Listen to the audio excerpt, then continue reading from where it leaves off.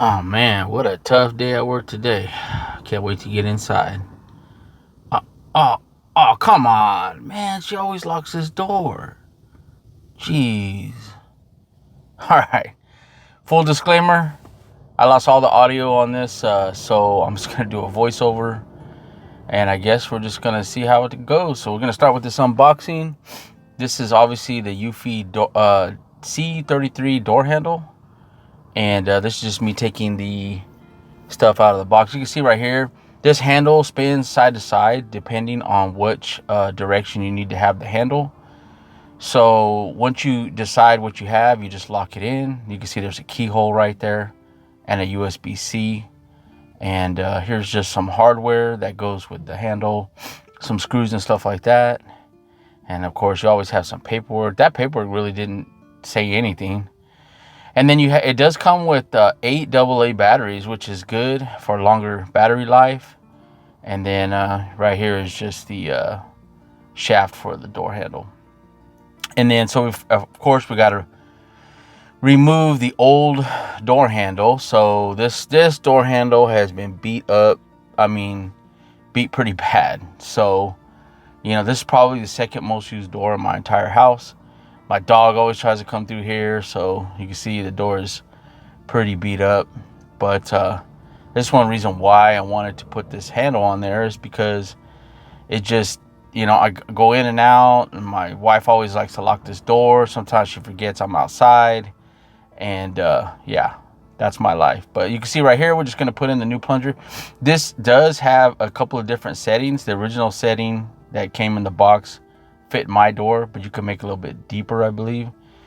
And so right here, I kind of jumped the gun, but you have to decide which way that lever goes, and then you just lock the bolt on the opposite hole, on the opposite side. So right here, see, it doesn't like rotate freely now, just like this one. See, it rotates freely. So since it's going to the left, I got to put the bolt on the right, and this one just kind of falls in there, and you just tighten it up. This is obviously just the initial setup. This is what you got to do. If you go through the app, it kind of explains everything in a short video. I believe it's like 4 minutes. It's not too bad. Now this side is locked in, as you can see. So let's just go ahead and move on. So then we got the plate. This is just like the backing plate, the mounting plate. So you're kind of just going to fish this wiring through. And then this is a little tricky because you got to line the little holes up. So you got to look inside there. But there's going to be 3 fairly long screws. So they're going to go through the plate, through to the other side, the other handle. And so you're just going to start one. Start that. Once you start one, you can kind of line it up pretty good. But you kind of got to look down in there, line those up. Then just tighten them up. Now, right here, we need to line up this electrical connector. You can see where the paint is. Kind of just tells you. Just make sure it locks in, though. Squeeze it in there pretty good. You'll kind of hear a little click. Then you're going to feed this cable back in. Because there is going to be some slack. So you at first, it kind of feels like you can't do it, but then it just kind of slides in there. No big deal. Then you get these little screws. They're real shorties. And there's 3 holes up here. You're going to go ahead and tighten those up, and that's going to basically complete the install as far as the hardware like this. Then there's just some little touch-up stuff. So we're going to put the battery in. Now there is a little ribbon. It's kind of hard to see right there, but you want to make sure you put the batteries over the ribbon, so when you have to change them, it's easy just to pull that ribbon and the backside batteries will pop out.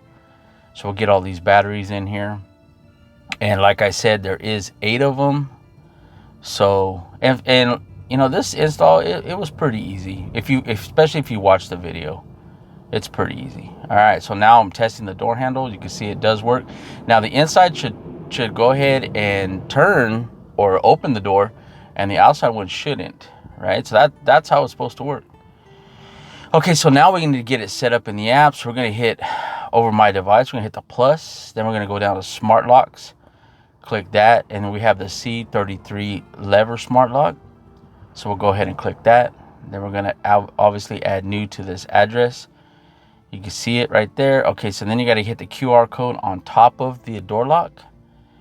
And all right, so once you do that, it's going to tell you you're going to have to hit this button in the front, and then you're going to hear like a beep and a blinking blue light. So right here, I'm going to hold the button until I hear a beep and beep. All right, so now we're going to hit next. Now it's going to start looking for the smart lock, and you can see that blue light.